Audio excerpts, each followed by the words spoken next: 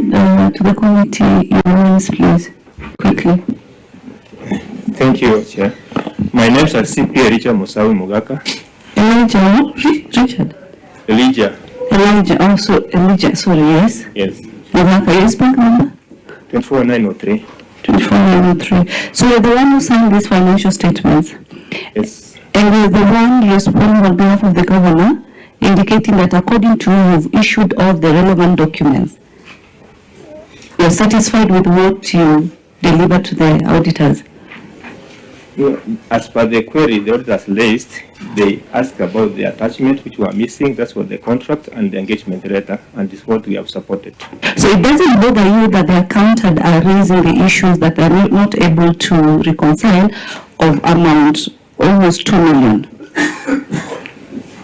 As the auditor raised the issue, and we are ready to reconcile that amount, you can do it.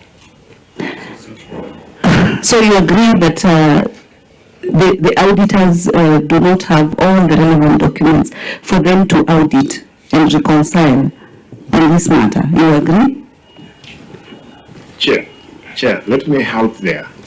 The same I was driving, I wanted it to catch your eye, Governor, because as much as Article 179 is in place, you've done your due diligence, you've given personnel and officers opportunities and jobs to work and deliver, true or false. And you find that the documents that are being asked, it's not you issuing these documents, it's CPA Elijah.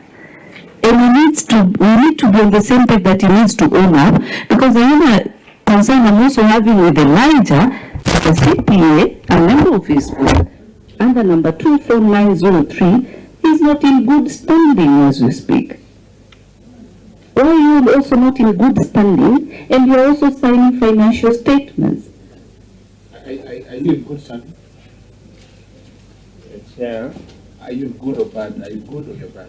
I'm not in good standing, but I'm a member. I'm a member. So you're in bad standing right now? Currently, I'm not good standing. No, just say bad.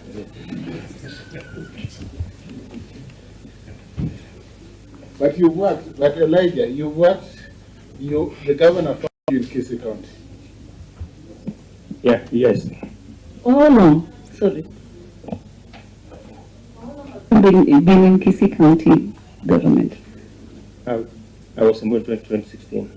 2016, 8 years down the line. And issues that, you see, Chair, you're talking about time, but I'm looking at this issue. We are here because you simply did not remit the prerequisite documents that are needed for them to reconcile. Chair. Is a point of order? The contribution. I'm really keen here and I'm getting tired. Proceed. I think the governor looks very tired. I don't know whether it's something the government is not telling us.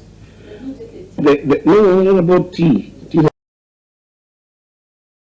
is my adjacent governor, so I can get him tea. Tea is not a problem. But there's something the government is not telling us.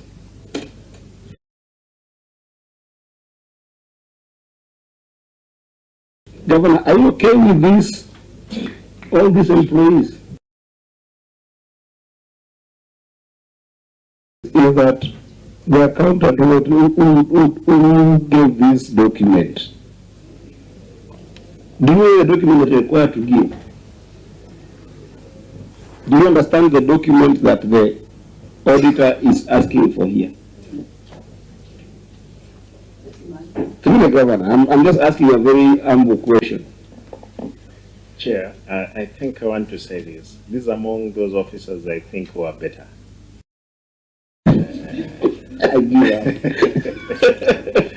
Therefore, if you go to get what is happening, but again, Mr. Chair, you see what he's trying to explain is that the Auditor General asked about those contract letters for the issues of money. It had been reconciled then.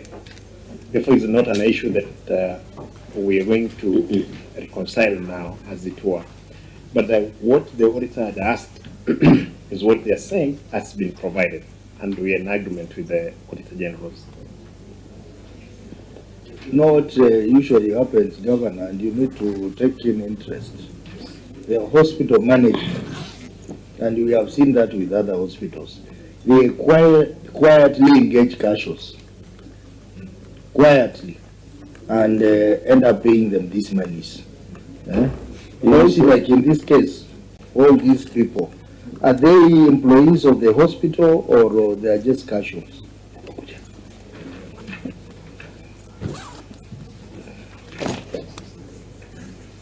All these people who are paid, CEC Health, to the governor, can you tell us who are these people who are paid? Are they permanent employees or casual employees?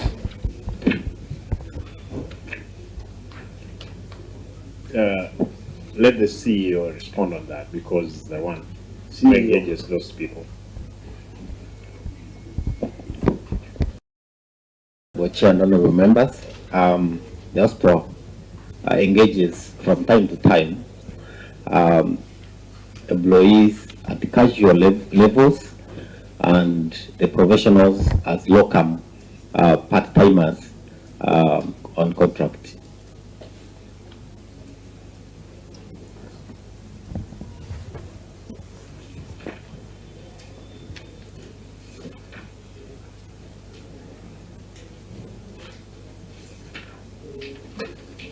Quite a number anyway. I think we'll have an opportunity to keenly go through it.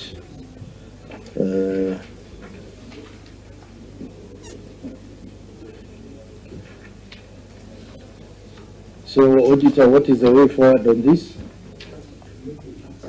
Yeah, thank you, Chair. Maybe ours is, in terms of the contracts that have been provided, the engagement that have been provided. You remember we mentioned a figure of 5.4 million, and that figure needs to be supported with the schedule.